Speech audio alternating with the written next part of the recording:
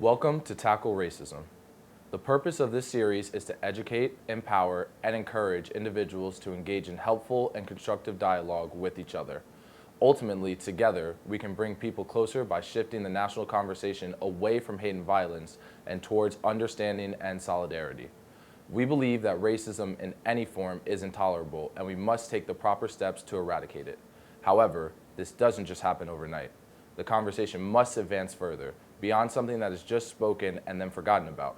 Together, let's start this journey towards promoting positive change and unity. In this first episode, we will be exploring a couple of things. First, we will examine the history of racism in our country. Along the way, we will look at how athletes started to play a role in moving the country closer towards equality. We'll begin in the 1850s.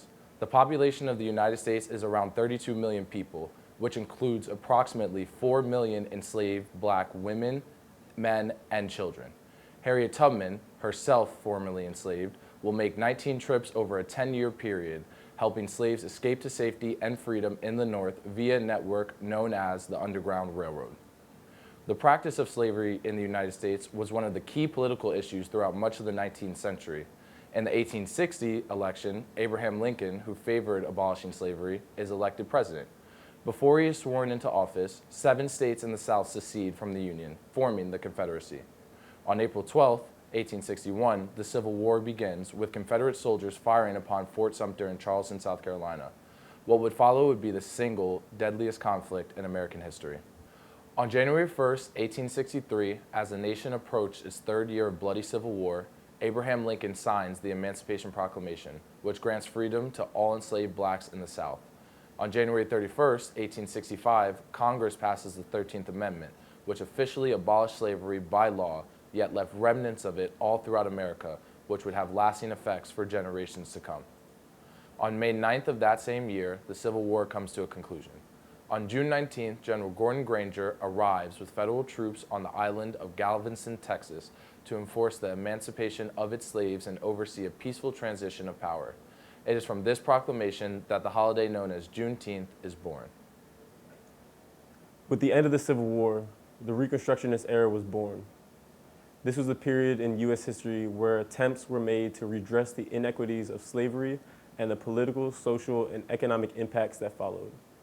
It was also a period where problems had to be solved regarding the readmission of the states that seceded from the Union during the war. Former slaves are now left to figure out what to do next with their lives. Most are uneducated, illiterate, and very poor. Many of them were left with no choice but to be employed by former slave owners through a predatory and oppressive system known as sharecropping. Soon, the rise of the Ku Klux Klan and the expansion of Jim Crow laws throughout the country led to segregation that still has lasting effects in our society. Numerous laws were made throughout this time period to marginalize black people by denying them the right to vote, disqualifying them from jobs, and limiting their access to higher education. Yet, throughout all of this, black men and women continue to work hard not only for freedom, but for social and political recognition as well. This move towards equality is an important step in history that shows what it takes to combat racism. Progress will be tracked in a new way through the emerging opportunity to excel in athletics, which will quickly become a forum for minoritized people to showcase their abilities and begin to have a voice in this country. Let's highlight some of the most important athletes that paved the way for many to follow after them, while also having a major impact in their respective sport. First up is John Baxter Taylor, whose parents were former slaves.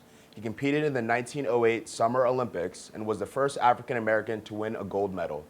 Taylor ran the third leg of the USA men's medley relay team, running his 400-meter split in under 50 seconds.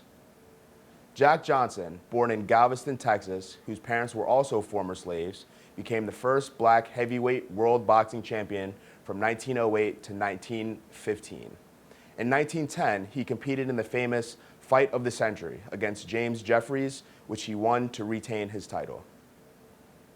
Jim Thorpe became the first Native American to win a gold medal at the 1912 Summer Olympics. He was considered one of the greatest athletes of all time for winning the gold in both the pentathlon and the decathlon. Thorpe also played professional football, basketball, and baseball. In 1916, Fritz Pollard became the first black American to play in the Rose Bowl. He would also later become the first black NFL football player and eventually the first black NFL player coach. In 1926, Pollard, along with 9 other black players, were removed from the league, and the NFL would not have another black football player on the roster until 1946. In 1936, Jesse Owens became one of the most famous track and field athletes of all time by winning 4 gold medals at the Summer Olympics in Berlin. Owens earned gold in the 100 and 200 meters, the 4x100 meter relay, and the long jump. To do all of this as a black man in front of Adolf Hitler and his belief in the superiority of the so-called Aryan race was a huge statement and a big step towards diversity in athletics. Lastly, in 1947, Jackie Robinson became the first African American to play in Major League Baseball. This ended racial segregation in baseball, which had been established since 1880, and he is easily one of the most iconic figures in all of sports. His courage was an inspiration to all, and he used his influence to help in the civil rights movement. These men, as well as many successful female athletes that we will explore in episode 2, were all pioneers that laid a foundation that future athletes would be able to build upon in the fight for positive social change and equality in America. It is important to know the many sacrifices these men and women made to ultimately make our lives in sports the way they are today. We must use their inspiration in the history we've addressed and learned from their leadership. We have an exponential amount of resources compared to these individuals. So together, let's continue to tackle racism every single day. See you next time.